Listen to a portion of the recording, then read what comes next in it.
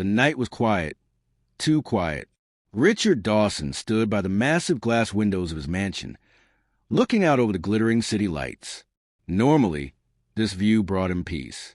Tonight, it only reminded him how dangerous the world outside had become.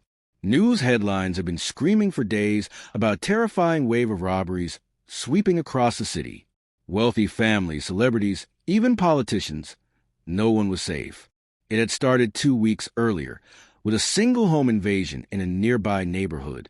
But soon, the attacks grew bolder. The criminals weren't just breaking into homes. They were cutting power lines, disabling alarm systems, and sometimes holding entire families hostage. Police were working around the clock, but the robbers were always one step ahead. Richard, a man who had built his fortune from nothing, wasn't easily scared. But this crime spree was different. It felt organized, calculated. It felt like a storm coming for him and everyone like him. That night, he couldn't shake the feeling that something was about to happen. The mansion was unusually quiet. Normally, the house buzzed with the soft hum of the kitchen staff, the gentle sounds of cleaners working in the hallways, or the distant chatter of security guards on their radios. But tonight, even the air felt tense, as though the entire house was holding its breath. Richard adjusted his cufflinks, trying to distract himself. He had just returned from a charity gala, where every conversation seemed to revolve around the robberies. Everyone had a theory that it was an inside job, that a gang had moved into the city, that some of the wealthy elite had been specifically targeted. He thought about his staff. He had hired the best people, a team of trained guards, a personal chef, a driver, and of course, his loyal maid, Grace. Grace had been with him for 5 years, and in that time, Richard had grown to trust her completely. She was calm, quiet, and professional, almost invisible in the background, yet always there when he needed her.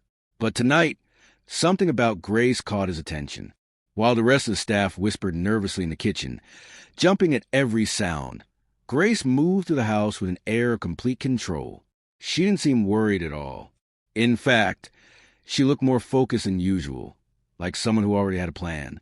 Richard watched her as she checked the locks on the windows, her face expressionless but determined. It was such a small gesture, but it made him pause. "Grace," he said, breaking the silence. She turned toward him, her dark eyes calm. "Yes, sir."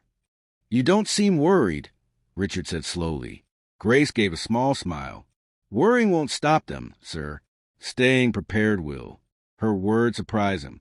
Most of the staff had been on edge all evening, some even asking to go home early. But Grace was different.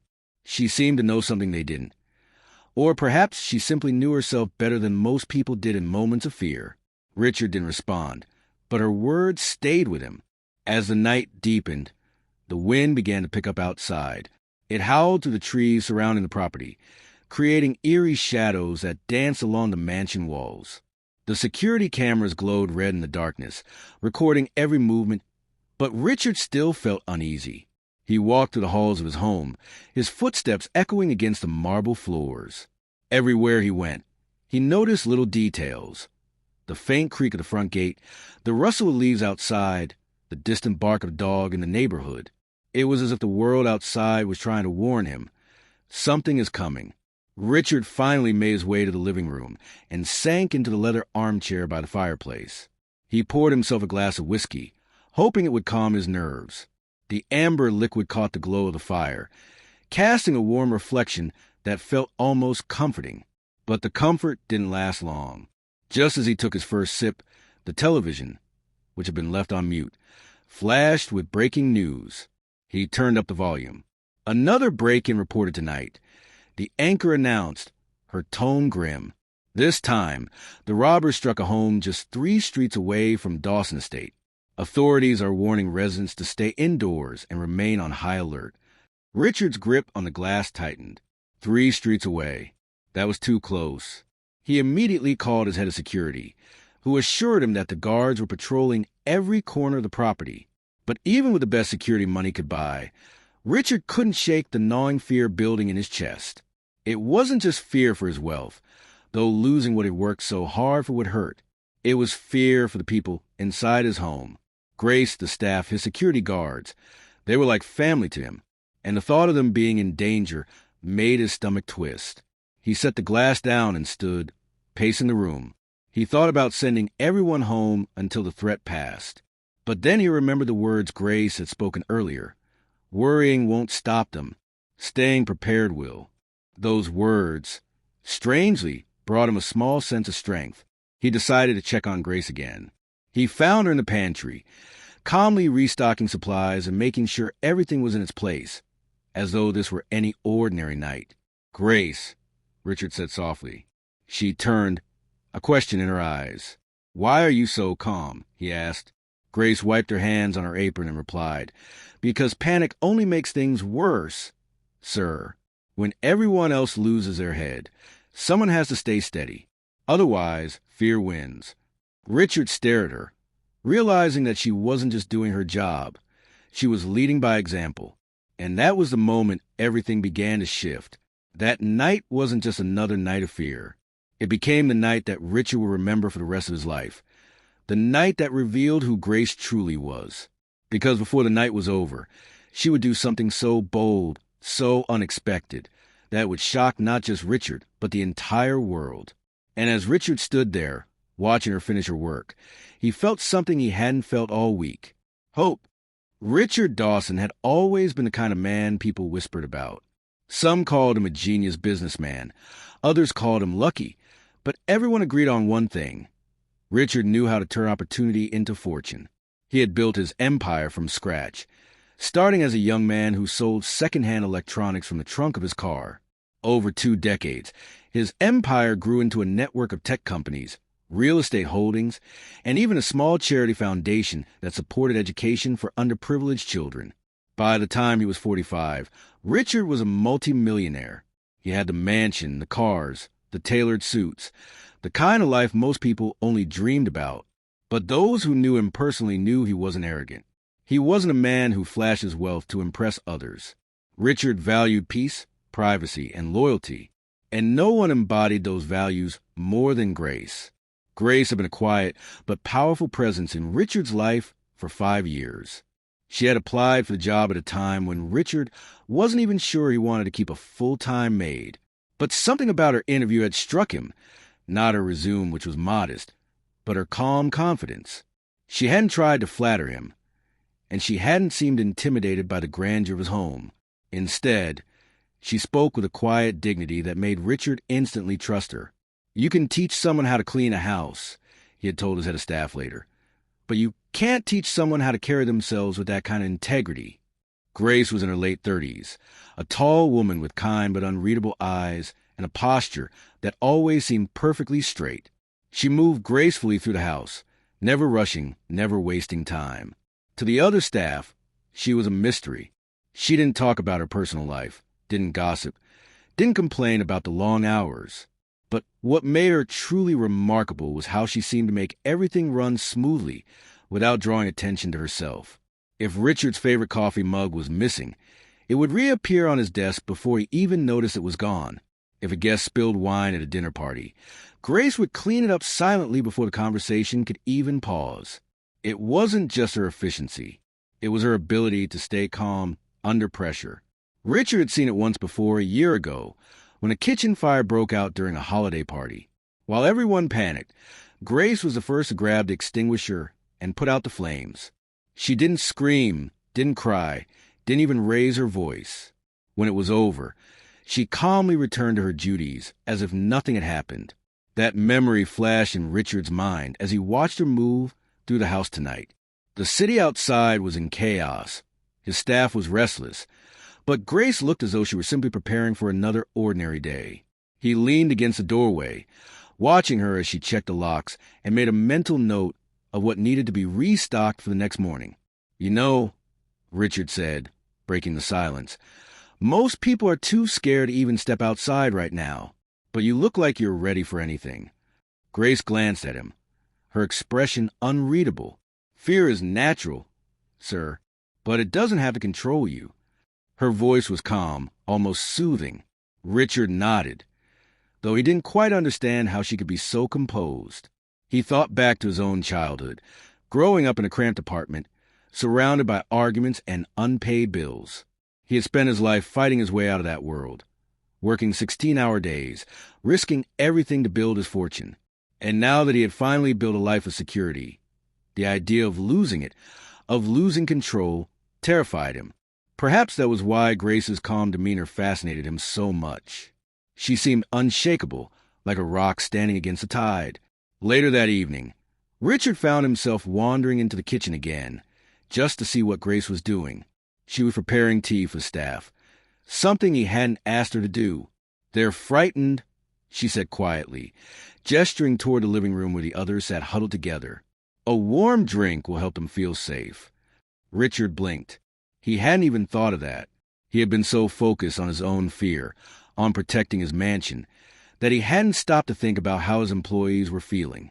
He realized then that Grace wasn't just a maid. She was the quiet center of the household, the person who kept everyone grounded when things went wrong. As the kettle whistled softly, Richard studied her profile. There was something in her face, a strength, a resilience, that made him wonder what she'd been through before coming to work for him. He had never asked. He had always assumed that her quietness meant she simply didn't have much to share. But now he found himself curious. When she handed him a cup of tea, he asked, "Grace, have you ever been scared?" For the first time that evening, she smiled faintly. "Of course, sir. Everyone feels fear. The question is what you do with it." Richard sipped the tea slowly, letting her words sink in. The house felt calmer now, though the storm outside still raged. Richard realized that Grace wasn't just helping the others feel safe. She was helping him. And yet, as comforting as her presence was, he still couldn't shake the feeling that the night wasn't over. Something was coming. Something that would test not just the security of the mansion, but the courage of everyone inside it. And as much as Richard hated to admit it, a part of him was relieved that Grace was there. Because if anyone could stay calm when the world was falling apart, it was her. The city had never felt so unsafe.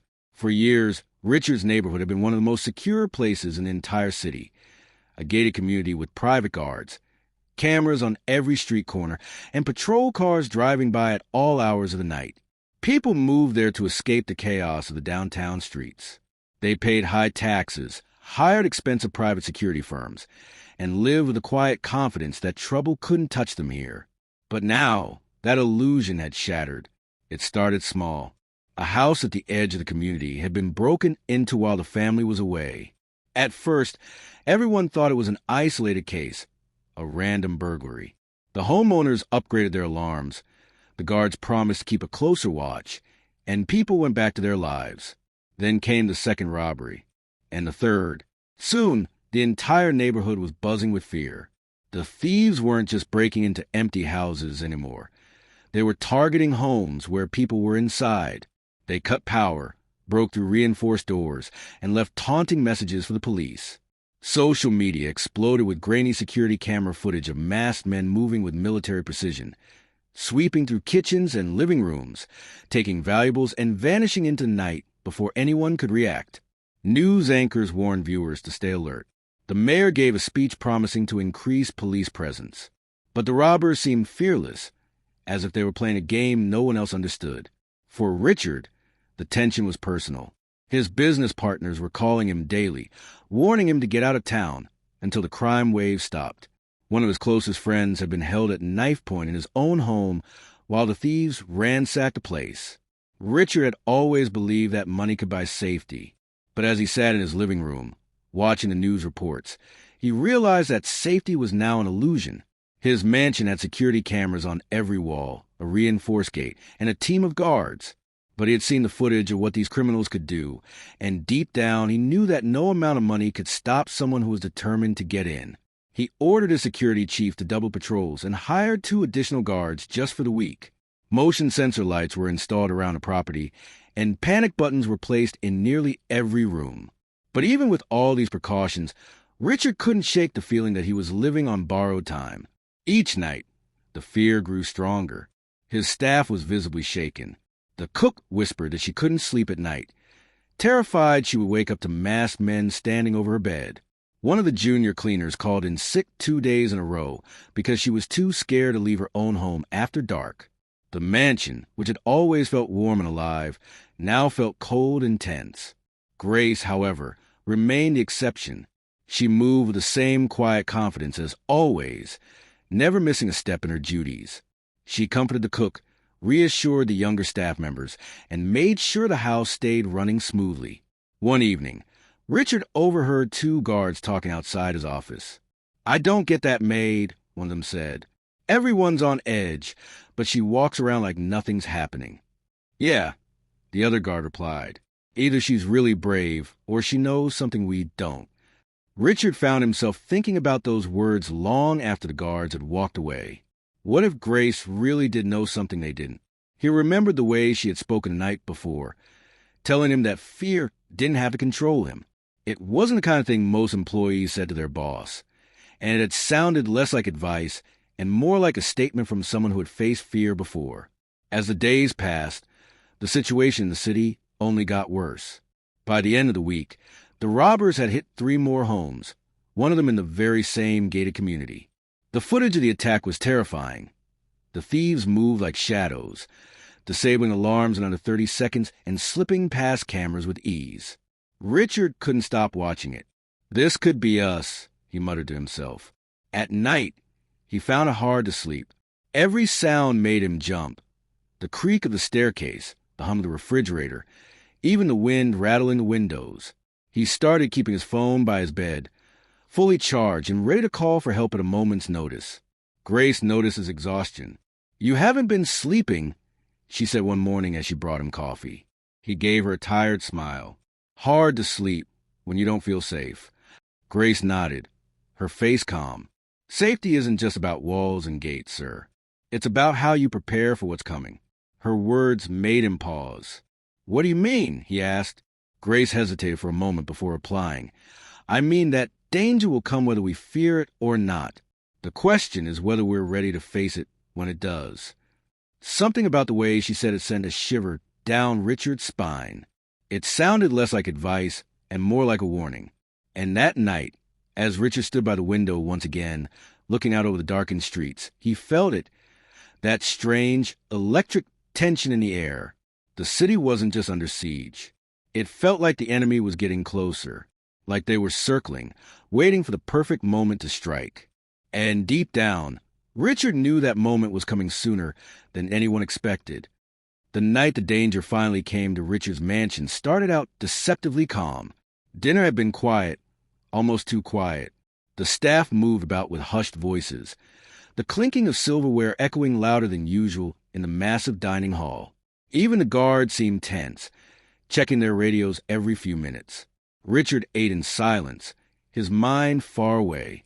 For the last several nights, sleep had eluded him, and every news report had only confirmed what he already feared. The criminals were getting closer. He excused himself from the table early and retreated to his study, hoping a glass of whiskey might calm his nerves. Grace, ever watchful, noticed his unease and followed with a tray of tea, her quiet way of reminding him that he didn't have to face the night alone. "Try to rest, sir," she said softly as she placed the tray down. "You'll need your strength." Her words lingered in his mind. "You'll need your strength." It was almost midnight when it happened. The mansion's lights flickered once, twice, and then everything went dark. At first, Richard thought it was a power outage, but then he heard it. A faint metallic click from outside, followed by the distant hum of something shutting down. The security system. He froze, heart hammering in his chest. Within seconds, the shrill wail of the backup alarm filled the house, a piercing noise that jolted everyone awake. Richard grabbed his phone and ran toward the control room, his mind racing. 2 of his guards were already there, frantically checking the monitors. The screens were black. The cameras had been disabled. "This isn't an accident," one of the guards said, his voice sharp with fear. "Someone just cut the power from outside." Richard's stomach dropped. "They're here," he whispered. The staff began to panic. The cook screamed. The younger maid burst into tears. Even the guards, armed and trained, looked unsettled as they grabbed their flashlights and ran toward the front gate.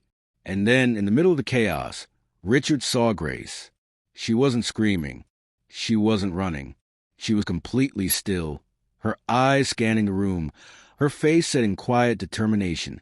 "Everyone stay quiet," she said firmly, her voice steady but commanding. "Turn off the lights you can control. Don't give them a clear view inside." The staff instinctively obeyed. Grace turned to Richard. "We need to move you somewhere safe. Now." Before he could argue, she guided him toward the back of the house, using a small flashlight to light the way. She knew the mansion better than anyone, and she moved quickly, taking narrow hallways that avoided the main entrances. "Where are we going?" Richard asked, breathless. "The wine cellar," Grace replied. "It's below ground and reinforced. You'll be safe there until we know what's happening." Richard couldn't help but notice how calm she was. Calmer, in fact, than even security guards who were supposed to be protecting him. They reached the cellar just as a loud crash echoed from the front of the house. Someone had forced open the main gate. Grace didn't flinch. She quickly locked the cellar door behind them, then turned to Richard. "Stay here," she said. "What?" "No, you're not going back up there," Richard protested. Grace's expression didn't change. "If we all hide, they'll walk right through this house. I need to make sure they don't get in any further." Before Richard could stop her, she was gone, moving swiftly back up the stairs. Inside the dark cellar, Richard's heart pounded. He had never felt so powerless. He was used to being in control, used to money solving his problems. But tonight, none of that mattered. Every sound above made him flinch. The creak of footsteps, the thud of doors opening, the muffled shouts of the guards. Then came a bright flash of light that lit up the windows above. Floodlights. The mansion's emergency generator had kicked in, bathing the grounds in harsh white light. Richard realized with a shock what must have happened. Grace had turned it on, and then he heard it, shouting, confused voices, and then the sound of running feet. The robbers were retreating. When the guards returned minutes later, sweaty and shaken, they reported that the intruders had fled the property. The combination of the sudden lights and the armed response had scared them off before they could break into the main house.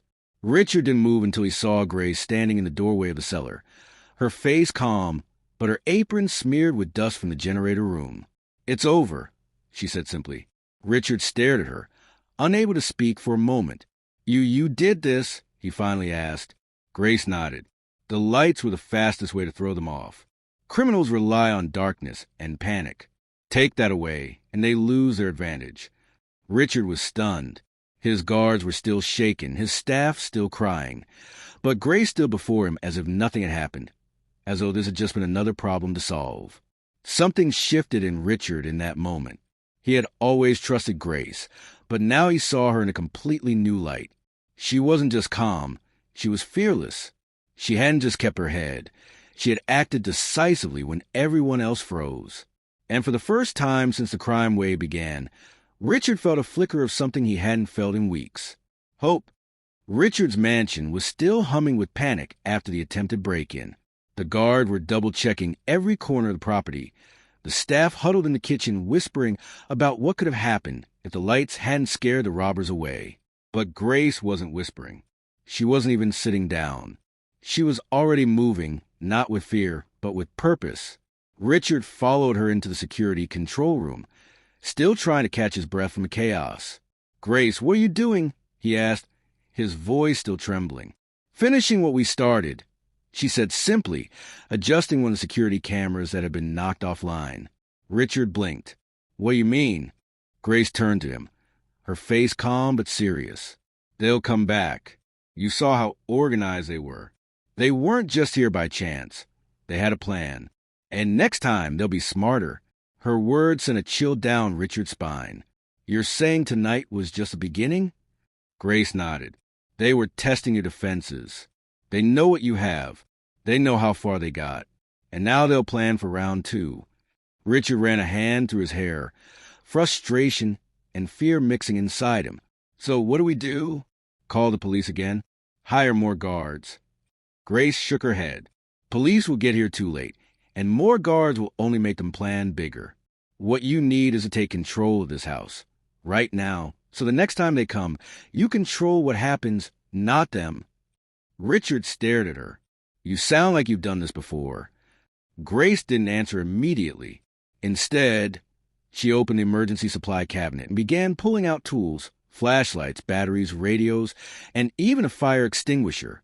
"I've seen worse," she finally said. Those 3 words made Richard pause. There was so much in her tone, not bravado, not fear, but experience. She handed him a radio. "Stay on this channel. No one goes outside unless we know exactly what's happening. And if the power goes out again, we use the generator immediately.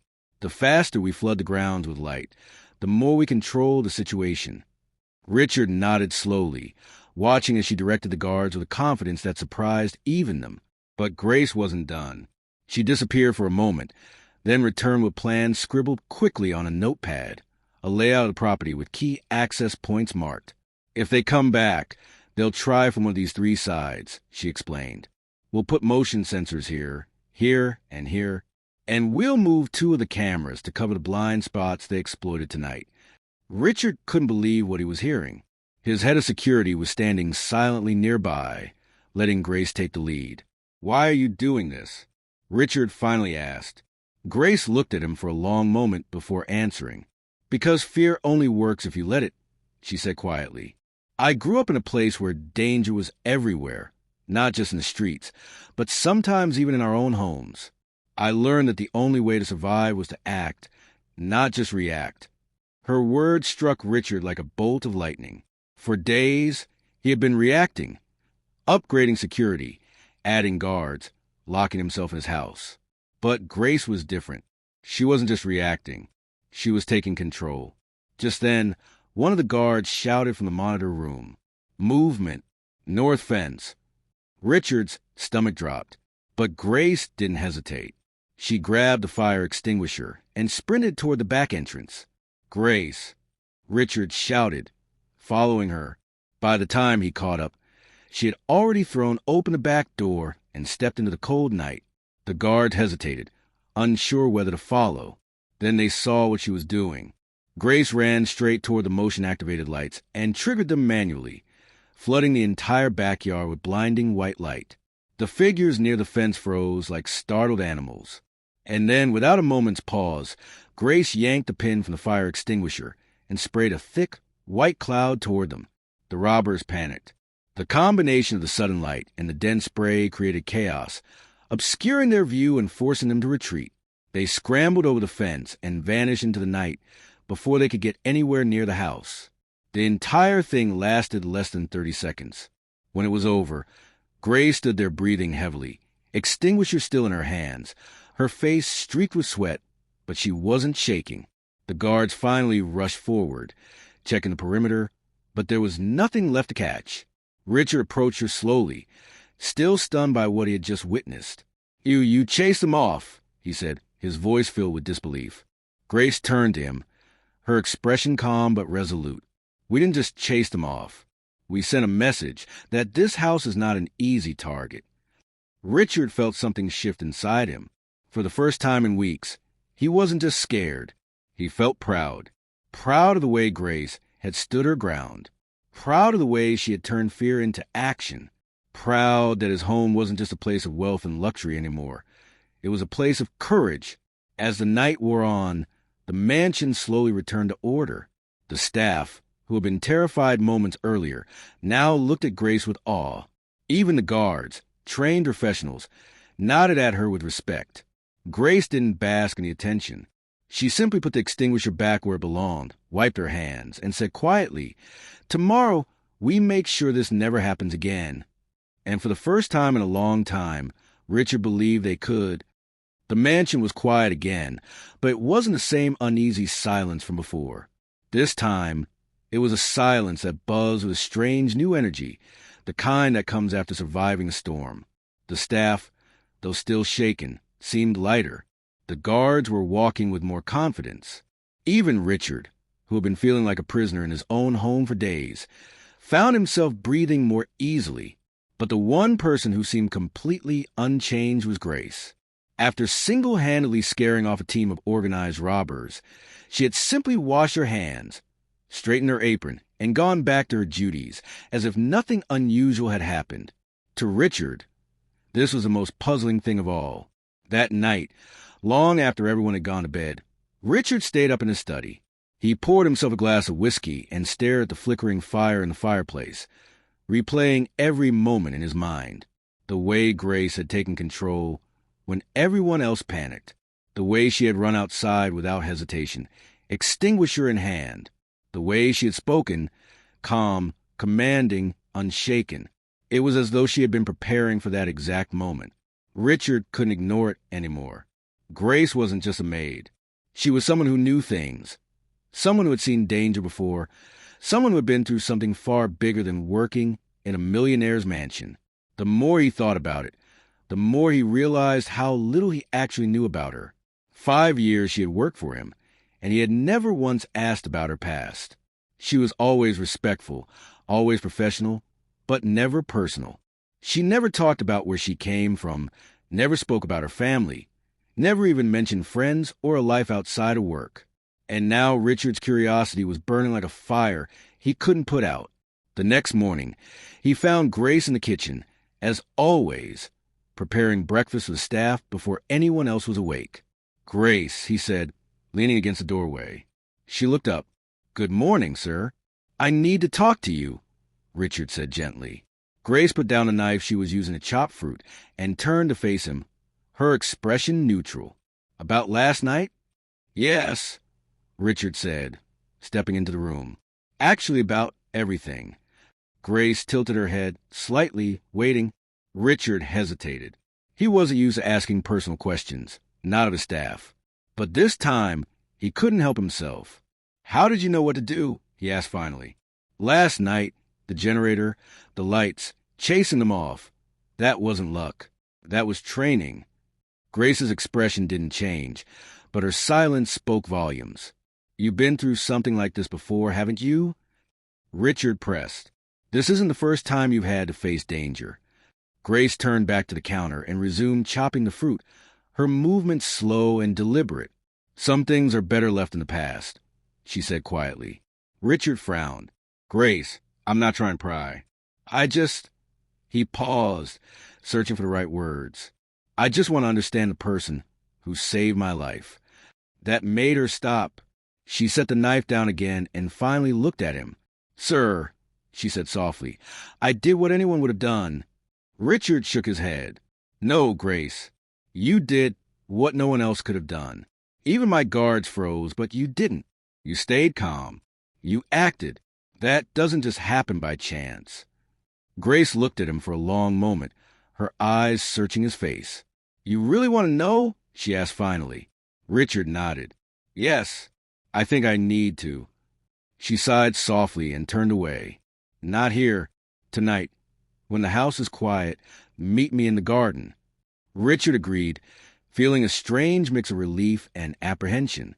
The rest of the day seemed to move in slow motion. Richard found himself distracted during phone calls, unable to focus on work. Every time he passed Grace in the hallway, he caught himself wondering what she would say that night. When evening finally came, the mansion grew quiet once again.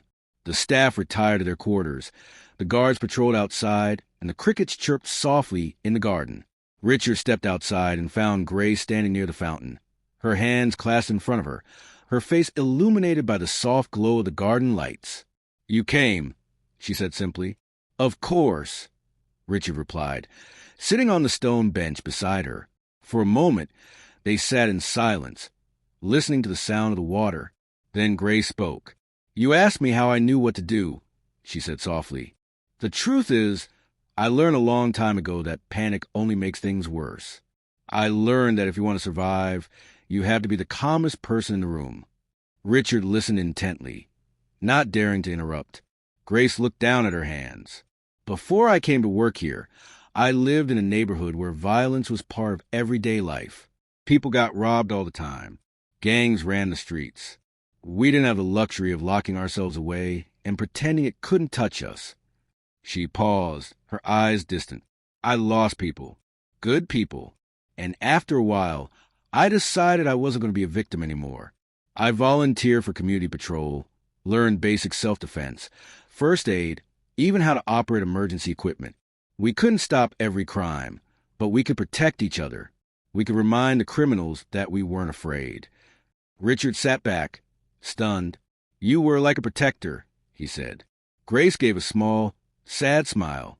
I suppose you could call it that. It wasn't glamorous, and it wasn't always safe, but it taught me something important. Fear only gives power to those who want to hurt you. The moment you stop letting fear control you, you take your power back. Her words hung in the air like the final note of a song. Richard felt something shift inside him.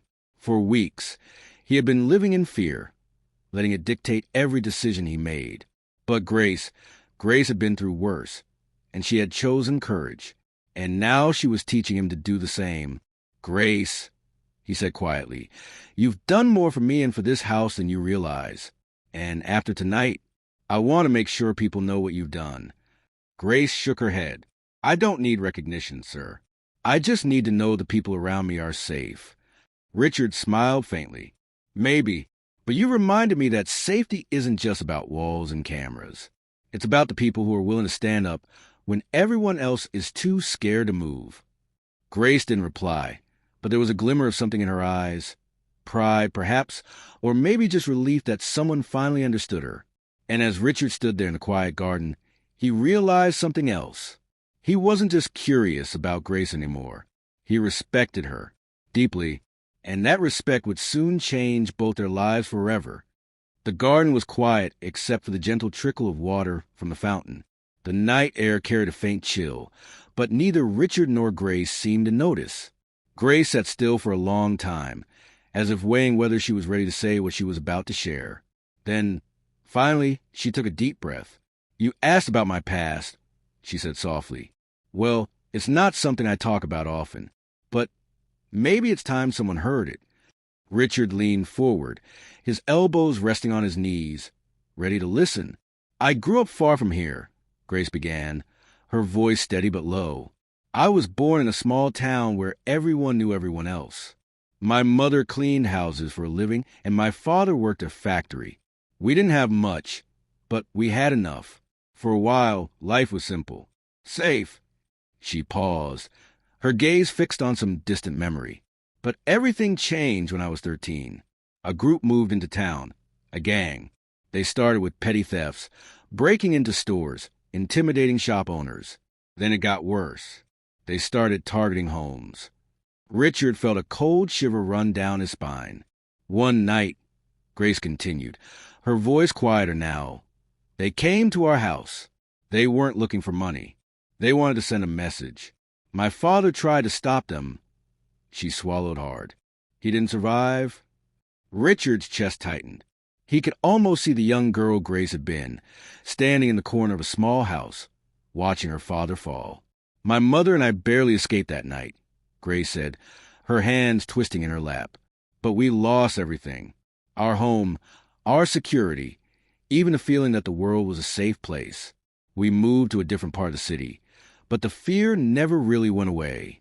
I used to wake up in the middle of the night, thinking I heard them coming back. She took a slow breath, as though steadying herself. By the time I was 17, I was angry. Angry at the gang, angry at the police for doing nothing, angry at myself for feeling so helpless. So I joined a community watch program. We didn't have weapons or fancy security systems, but we had each other. We patrolled the streets at night, reported suspicious activity, and looked out for the younger kids who were at risk of being recruited. Richard nodded, picturing a teenage Grace walking the dark streets, determined to make a difference even when the odds were against her. It wasn't easy, she admitted. Some nights we had to hide. Some nights we had to run. But we learned how to stay calm under pressure, how to respond quickly, how to keep each other safe. And eventually, people started trusting us. The gang moved on to other neighborhoods, and our streets became safe again.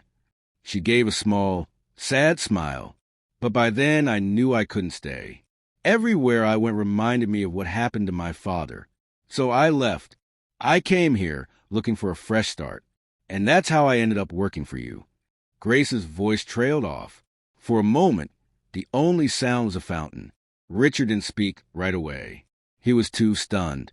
In his mind, Grace had always been just a quiet, hard-working maid. But now he saw her in a completely different light. As a survivor, a protector, a woman who had turned tragedy into strength.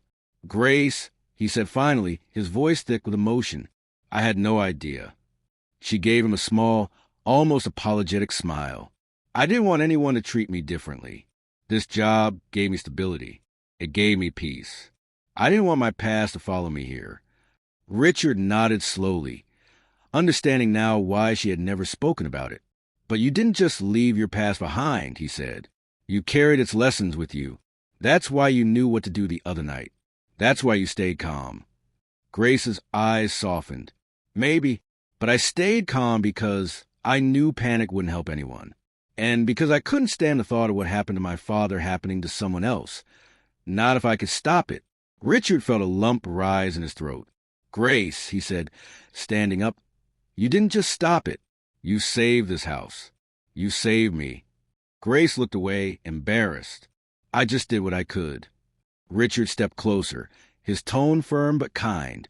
"No, Grace. You did what most people wouldn't have done. And that matters. It matters more than you realize." For the first time that night, Grace's composure cracked just a little. Her eyes shimmered with unshed tears. "Sometimes I wonder my father would be proud of me," she said softly. Richard didn't hesitate. He would. Grace, he absolutely would. They stood there in silence for a moment, the weight of her story hanging in the air like a solemn vow. Then Richard said something that surprised even himself. "Grace, you've been working here for 5 years, and I've never seen you take a vacation. You've spent your life taking care of other people, protecting them. Maybe it's time someone took care of you." Grace looked at him, startled. "What do you mean?" "I mean," Richard said with a small smile, "I want to do something for you, something that shows how much I appreciate what you've done. For me, for this house, for everyone here." Grace shook her head, quickly. "Sir, that's not necessary." "It is," Richard interrupted gently. "You've given this household more than just your work. You've given it courage. And I think the world needs to know what kind of woman you are." Grace's eyes widened slightly. "The world?" Richard nodded. "Yes, your story can inspire people. People who are scared. People who feel powerless. People who need to be reminded that bravery doesn't come from having everything, but from refusing to give up when you have nothing." Grace didn't answer right away, but there was a thoughtful look on her face, and maybe, just maybe, a glimmer of pride.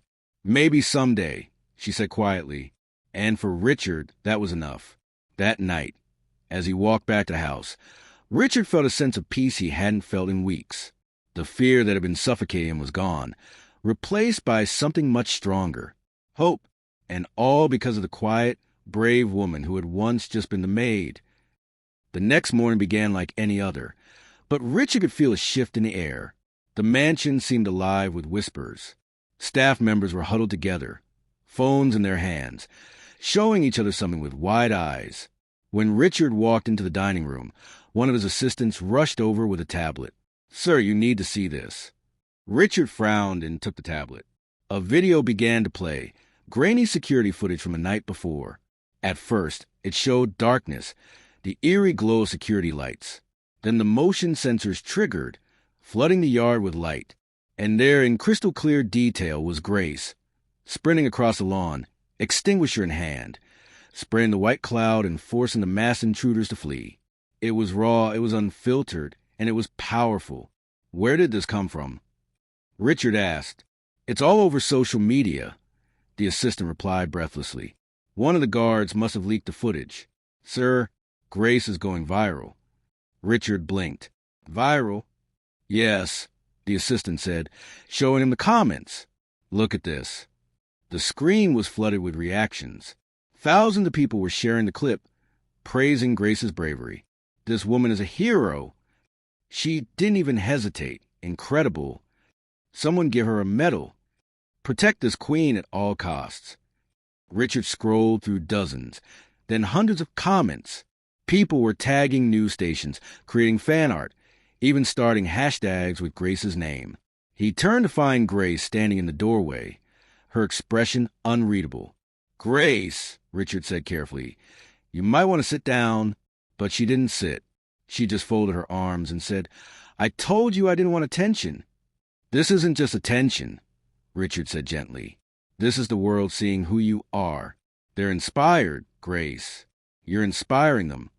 Grace hesitated, clearly torn. I didn't do it for attention, she said. And that's exactly why they admire you, Richard replied. By noon, the first news crews had arrived outside the mansion gates. Reporters were camped out on the sidewalk, microphones in hand, begging for a comment. Drones buzzed overhead trying to capture a glimpse of Grace. Inside the mansion, chaos erupted.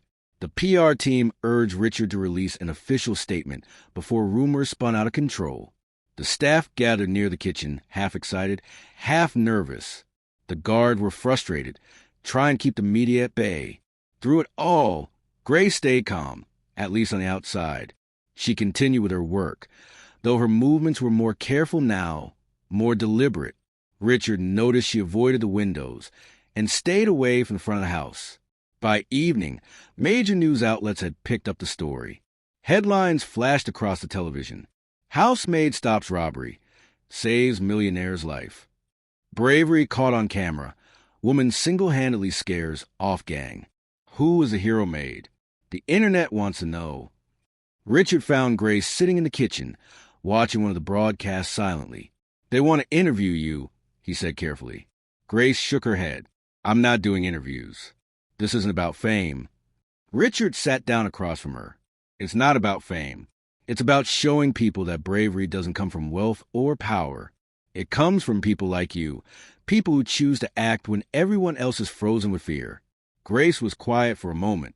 Do you know what happens when someone like me gets this kind of attention? She asked finally. People dig. They look into your past. They find everything you've ever done wrong and turn it against you. And I'm not sure I want to live through that again. Richard frowned. Grace, what could they possibly find? She gave him a long look. I grew up in a neighborhood where survival sometimes meant doing things you're not proud of. I've had to fight.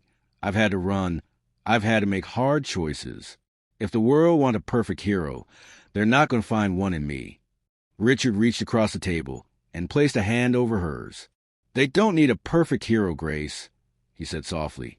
They need a real one. That night, Richard made a decision. He called a press conference, not for himself, but for Grace. When the reporters gathered outside the gates the next morning, expecting the millionaire to speak, they were surprised to see Grace step forward instead, dressed simply but neatly, her posture calm and steady. The cameras flashed. Microphones were thrust toward her. Grace took a breath and began to speak. I'm not used to talking in front of cameras, she said, her voice clear but quiet. But I want you all to know something. I didn't chase those men away because I'm fearless. I chased them away because fear doesn't get to control this house. Fear doesn't get to win. The reporters went silent. I grew up in a place where we lived in fear every day, Grace continued. I lost people I loved because of it. And I promised myself I wouldn't stand by and let fear decide who gets to be safe. That night, I made a choice to protect the people around me. That's all. Her words were simple, but they hit like thunder within hours. The clip of her speech was trending worldwide. Celebrities were tweeting about her. Activists were praising her courage. Parents were showing the video to their children as an example of standing up in the face of danger. But with the praise came controversy. Some critics claimed the footage was staged to make Richard look good. Others accused Grace of recklessness, saying she could have gotten herself killed. Grace ignored the negativity, but Richard could see it weighing on her. One evening, as they walked to the garden, she said quietly, I didn't ask for any of this. I know, Richard replied, but maybe you were meant for it. Maybe your story is bigger than this house, bigger than me. Grace looked at him, and for the first time, Richard saw not just a maid, not just a protector, but a leader, someone who could change the way people thought about courage. And somewhere deep down, he realized that Grace's journey was far from over. This was just the beginning. By the end of the week, Grace was no longer just a viral clip. She was a symbol. Her story had crossed oceans. International news channels picked it up. Social media was flooded with posts about the fearless Maid. Memes, motivational posters, And even short documentaries appeared almost overnight. But it wasn't just online hype. Real people were acting on her story. Community groups from New York to Nairobi started using her video as part of their neighborhood safety campaigns. Teachers played her speech in classrooms, telling students about courage and responsibility. Women's organizations called her a role model for standing up against violence. Even police departments, usually reluctant to praise civilian intervention, quietly admitted that Grace's quick thinking had likely prevented a tragedy. Inside the mansion, the changes were just as profound. The guards, once slightly dismissive of Grace, now treated her with respect bordering on reverence. When she gave security suggestions, they listened. When she walked through the halls, staff members smiled proudly, as though she represented all of them. But perhaps the biggest change was in Richard himself. The fear that had once consumed him was gone. He was still careful, still alert, but no longer trapped by paranoia. Instead, he seemed energized, inspired. Even one morning, as Grace was preparing breakfast, Richard joined her in the kitchen. Something he almost never did. "Grace," he said, sitting at the counter, "I've been thinking." She glanced at him with a faint smile. "That sounds dangerous." He chuckled. "Maybe, but I've realized something. For years, I've been building businesses, collecting wealth, building walls around my life. And yet it was you, not all my money, not all my guards, who made this house feel truly safe again." Grace looked away, slightly embarrassed. "I just did what anyone could have done." "No," Richard said firmly. "You did what most people wouldn't have done. And I think we should do something with that. Something bigger than just this house." Grace raised an eyebrow. "Bigger?" Richard leaned forward. "I want to start a foundation, one that helps communities protect themselves. Safety training, emergency preparedness, scholarships for kids who want to work in public safety. And I want you to be the face of it." Grace froze, stunned. "Me?" she asked. "Yes, you," Richard said. "You've already inspired the world. Why stop now? Think of how many lives you could impact if you had the resources to teach others what you know." Grace hesitated. The thought of becoming a public figure, of stepping into the spotlight again, made her uneasy. But she also thought about her father, about the little girl she used to be, wishing someone had been there to protect her family. Maybe now she could be that someone for others. "I'll think about it," she said softly. The decision didn't take long. Within a month, the Grace Initiative was officially launched. The press showed up in full force for the announcement. Grace stood next to Richard on a small stage, wearing a simple but elegant dress, looking both nervous and proud. "This isn't about me," she told the cameras. "This is about making sure no one has to feel powerless when danger comes to their door. This is about giving people the tools to stay calm, act fast, and keep their families safe." The response was overwhelming. Donations poured in. Volunteers signed up in droves. Community centers requested workshops. Soon, Grace was traveling across the country, speaking to groups of all sizes, from small-town gatherings to massive conferences. At first, she stumbled through her speeches, shy in front of crowds.